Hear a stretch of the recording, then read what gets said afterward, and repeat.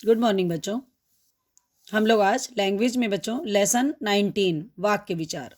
इसके पहले बच्चों हम लोगों ने पढ़ा था पद परिचय। ठीक है, पद परिचय के पश्चात आते हैं वाक्य। ठीक है, तो वाक्य पे हम लोगों ने देखा, यहाँ पे आपके सामने बुक है, देखिए पेज नंबर 185 पर। यहाँ पर देखिए पिक्चर्स बनी हैं और उसके अकॉर्डिंग यहाँ पर वाक्य लिखे हुए हैं। जैसे कि प्रकृति बहुत सुंदर है, हमें प्रकृति का बचाव करना चाहिए। तो ये तो बच्चों आपके पास है वाक्य। अब आपको ये देखना है कि जब भी हम बच्चों अपने मन की बात दूसरों तक हमें पहुंचानी होती है या हमें किसी से हम बातचीत करते हैं और क्या करते हैं हम उस समय वाक्यों का सहारा लेते हैं। इन पंक्तियों के माध्यम से आपको यही बताया गया बच्चों कि यहाँ पर कई शब्दों का प्रयोग हुआ है, और लेकिन ये कैसे है, ये व्यवस्थित रूप में एक दूसरे से मिलकर पूरा अर्थ जो है, पूर्ण अर्थ प्रकट कर रहे हैं, इसलिए ये क्या है, वाक्य हैं। अब सबसे पहला क्वेश्चन है बच्चों आपके पास कि वाक्य किसे कहते हैं।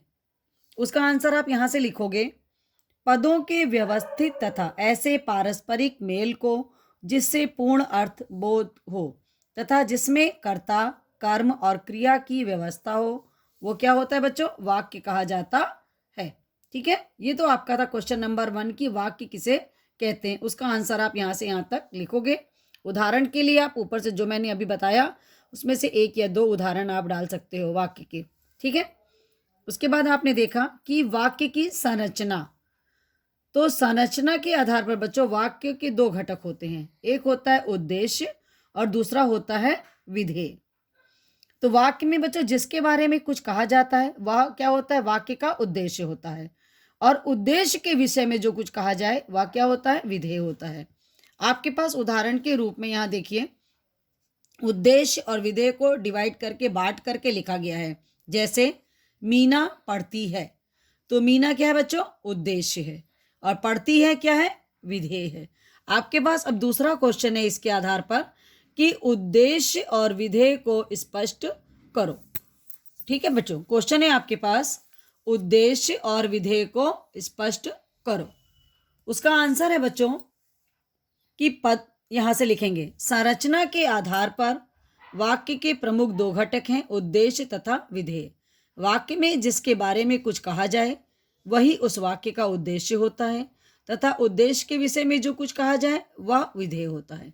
उसके बाद एक उदाहरण यहाँ से नीचे से लिख दीजिएगा, आपका ये सेकंड क्वेश्चन कंप्लीट हो जाएगा। पहला आपको बता दिया कि वाक्य किसे कहते हैं, दूसरा आपका था उद्देश्य और विधेय को स्पष्ट करो। अब बच्चों आपके पास है देखिए कि वाक्य की विशेषताएं, आपको इनके बारे में मालूम होना चाहिए कि वाक्य भाव या विचार को व्यक्त करते हैं। वाक्यों की रचना पदबंधों या शब्दों के योग से होती है। अब आपके पास है बच्चों वाक्य के भेद। तो वाक्य के भेद 2 आधार पर किए जाते हैं बच्चों, एक है अर्थ के आधार पर और दूसरा है रचना के आधार पर। आपका तीसरा क्वेश्चन है अर्थ के आधार पर वाक्य के कितने भेद हैं। अब आप यहां से लिखोगे कि अर्थ के आधार पर वाक्य के भेद 8 भेद होते हैं। पहला विधानवाचक वाक्य, दूसरा नकारात्मक या निषेधवाचक वाक्य, आज्ञार्थक या विधिवाचक वाक्य, प्रश्नवाचक वाक्य, इच्छावाचक वाक्य, संदेहवाचक वाक्य, विस्मयादिवाचक वाक्य और संकेतवाचक वाक्य। ये तो बच्चों आपके 8 भेद हैं जो आपको अपने क्वेश्चन नंबर 3 में लिखना है कि अर्थ के आधार पर वाक्य के कितने भेद हैं। तो यहाँ से आप आंसर लिखोगे, 8 भेद के नेम लिखोगे। ठीक है, उसके पश्चात आप देख रहे हो नीचे कि आपके इन सभी भेदों को डिफाइन किया गया, अर्थात स्पष्ट रूप से क्लियर किया गया है, बताया गया है। तो पहला विधानवाचक, कौन से वाक्य होते हैं बच्चों, वो जिनमें सामान्य कथन से क्रिया के होने का बोध होता है वो विधानवाचक होते हैं। जैसे दोपहर के बाद शाम होती है। नकारात्मक में जिन वाक्यों से क्रिया के न करने या होने का पता चले वो कैसे होते हैं, जैसे क्रिकेट में हमें कोई नहीं हरा पाया। आज्ञार्थक मतलब जहाँ पर आज्ञा, आदेश, आग्रह या प्रार्थना का बोध हो वो आज्ञार्थक वाक्य होते हैं। जैसे यहाँ से चले जाओ, कृपया बैठिए। प्रश्नवाचक, इसमें आपको पता ही है कि क्वेश्चन प्रश्न किया जाता है, ठीक है, जहाँ प्रश्न का बोध हो और बाद में प्रश्नवाचक चिन्ह लगा होता है वाक्य में।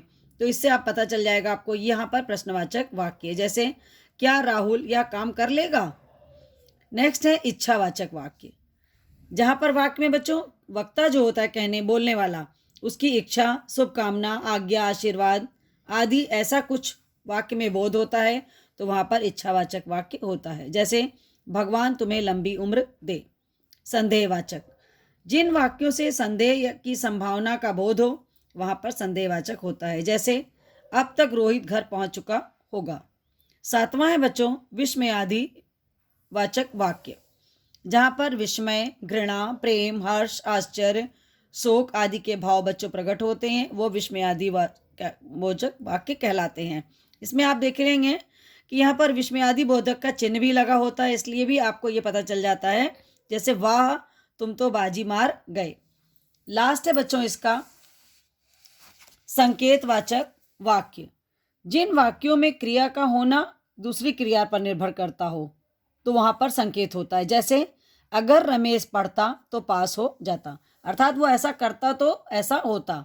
ये चीज़ें जब क्लियर हो जाती हैं तो वहाँ पर संकेतवाचक वाक्य होते हैं। अभी तक आपने पढ़ा अर्थ के आधार पर वाक्य के भेद। अब आपके सामने है रचना के अनुसार वाक्यों के भेद। तो देखिए इन वाक्यों में पहला वाक्य एक वाक्य है क्योंकि वह एक ही क्रिया है। जैसे मुझे बनारस जाना है, यहाँ पर क्या है, एक ही क्रिया है। दूसरे वाक्य में बच्चों 2 वाक्य हैं जो और से जुड़े हैं। जैसे मुझे बनारस जाना है और वहाँ से बनारसी साड़ी खरीदनी है। तीसरे वाक्य में बच्चों 3 वाक्य हैं। पापा ने बताया है कि मुझे आज ही बनारस से साड़ी खरीद कर कोलकाता जाना है। तो जैसे यहाँ पर देखिए योजक में की और तथा से जुड़े हैं। तो उपर्युक्त जो उदाहरण है बच्चों इनके आधार पर वाक्य के 3 भेद किए गए हैं। एक होता है सरल वाक्य, दूसरा संयुक्त और तीसरा मिश्र वाक्य। आपको बताना है रचना के अनुसार वाक्यों के भेदों को समझाओ। तो आपको यहाँ पे आंसर में ये डालोगे कि रचना के अनुसार वाक्यों के भेद। वाक्य के 3 भेद हैं, सरल वाक्य, संयुक्त वाक्य और मिश्र वाक्य। ये क्वेश्चन नंबर 4 है आपका। इसमें आप यहाँ से लिखोगे सरल वाक्य में एक ही वाक्य होता है, उसमें एक ही क्रिया या एक ही पदबंध या विधेय होता है। जैसे मेरी परीक्षाएं हो चुकी हैं। संयुक्त वाक्य में बच्चों संयुक्त वाक्य में एक से अधिक उपवाक्य होते हैं, सभी उपवाक्य लेकिन स्वतंत्र होते हैं। और संयुक्त वाक्य में आए उपवाक्य समान स्तर के होते हैं। जैसे ये उपवाक्य और, या, अथवा, अन्यथा, वरना, किंतु, परंतु आदि योजकों के द्वारा जुड़े होते हैं। जैसे आप आज जाएंगे या कल, हम खेल रहे हैं और यहीं से घर जाएंगे। मिश्रित वाक्य में बच्चों मिश्र वाक्य में एक उपवाक्य स्वतंत्र होता है और मुख्य उपवाक्य होता है वो, और जो शेष उपवाक्य इसमें होते हैं वो स्वतंत्र नहीं होते बल्कि उपवाक्य पर आश्रित होते हैं, इसलिए वो आश्रित उपवाक्य या मिश्र वाक्य कहलाते हैं। जैसे मुझे वह किताब मिल गई जो खो गई थी। इस प्रकार से बच्चों यहाँ पर आपने देखा कि रचना के अनुसार 3 भेद होते हैं, सरल वाक्य, संयुक्त वाक्य और मिश्र वाक्य। आपको रचना के अनुसार वाक्यों के भेदों को समझाना है। आपको केवल तीनों वाक्यों को यहाँ पे लिख करके उनका एक एक उदाहरण डालना है। ठीक है, ये आपका क्वेश्चन नंबर 4 कंप्लीट हो गया। इसके पश्चात आप पढ़ेंगे वाक्य विश्लेषण। इसका क्वेश्चन है बच्चों कि वाक्य विश्लेषण और वाक्य संश्लेषण को स्पष्ट कीजिए। ठीक है, तो आप देखिए यहाँ पर किसी वाक्य के विभिन्न घटकों अर्थात पदों पदबंधों को अलग अलग करके उनका विवरण दिया जाना ही वाक्य विश्लेषण कहलाता है। जैसे देवकी नंदन कृष्ण ने चक्र के द्वारा मथुरापति कंस को मार डाला। आपको यहाँ पर वाक्य का विश्लेषण करना है। तो कृष्ण ने कौन है यहाँ पर, कर्ता अर्थात उद्देश्य। देवकी नंदन कर्ता है, उसका विस्तार हो रहा है और विशेषण भी है। कंस को क्या है, कर्म। मधुरापति कर्म विस्तार विश्लेषण। चक्र के द्वारा करण कारक। मार डाला क्रियापद। तो ये देखिए बच्चों आपने देखा यहाँ पर कि इस वाक्य का विश्लेषण किया गया। उद्देश्य और विधेय अभी आपने पढ़ा ही है। ठीक है, कि उद्देश्य वाक्य का वह अंग है जिसके बारे में कुछ कहा जाता है। उद्देश्य के विषय में जो कहा जाए वह विधेय होता है। तो उद्देश्य और विधेय के अंतर्गत निम्नलिखित पद आते हैं। इसके पश्चात आप देखोगे, इसमें आपको बताना है कि वाक्य संश्लेषण क्या होता है। नेक्स्ट पेज पर आपके यहां दिया हुआ है बच्चों, देखिए, वाक्य संश्लेषण। विश्लेषण का विलोम है संश्लेषण। तो संश्लेषण का शाब्दिक अर्थ होता है बच्चों मिलाकर एक करना। वाक्य विश्लेषण में वाक्यों को अलग अलग किया जाता है, परंतु संश्लेषण में अलग अलग वाक्यों को एक किया जाता है। जैसे अब देखिए, यहाँ पर आपके पास वाक्य है, मैंने एक वृद्ध व्यक्ति को देखा। सेकंड, उसके हाथ में लाठी थी, वह धीरे धीरे चल रहा था। अब हमको क्या करना है बच्चों, इसका संश्लेषण करना है, अर्थात इनको मिलाकर एक करना है। तो वाक्य देखिए, मिलाकर एक करने पे क्या हुआ, मैंने एक वृद्ध व्यक्ति को हाथ में लाठी लिए धीरे धीरे चलते देखा। ठीक है बच्चों, तो ये आप यहाँ पर वाक्य संश्लेषण का यहाँ से लिखोगे, ठीक है। और विश्लेषण के लिए आपको यहाँ पीछे से लिखना है, जो मैंने अभी आपको बताया कि देवकी नंदन वाला वाक्य लिख करके इसको डिवाइड करोगे, और इस तरह से वाक्य विश्लेषण और संश्लेषण को स्पष्ट करने का आंसर आपका आंसर नंबर 5 कंप्लीट हो गया। अब आपके पास है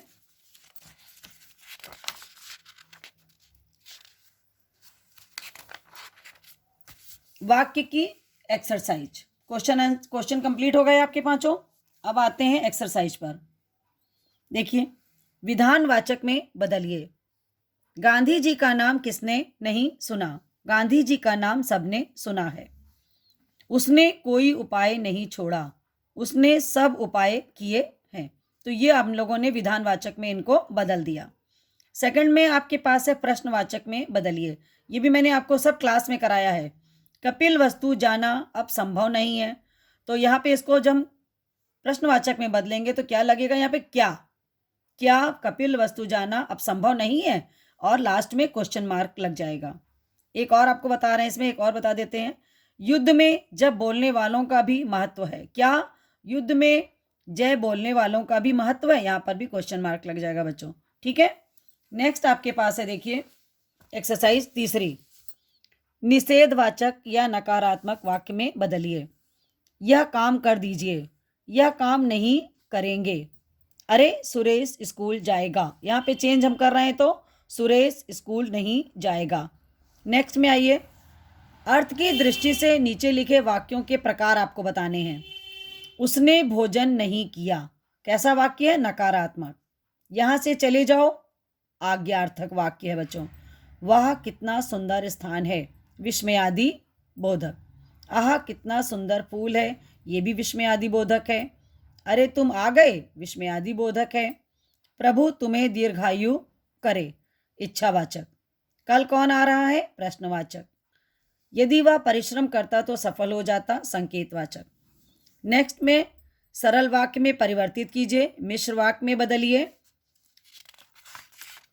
ये दोनों आप लोगों को मैंने यहाँ 1 2 3 4 ये आपको कॉपी पे करने के लिए मैंने ये एक्सरसाइज दी थी, ये आप अपनी कॉपी पे कंप्लीट करेंगे।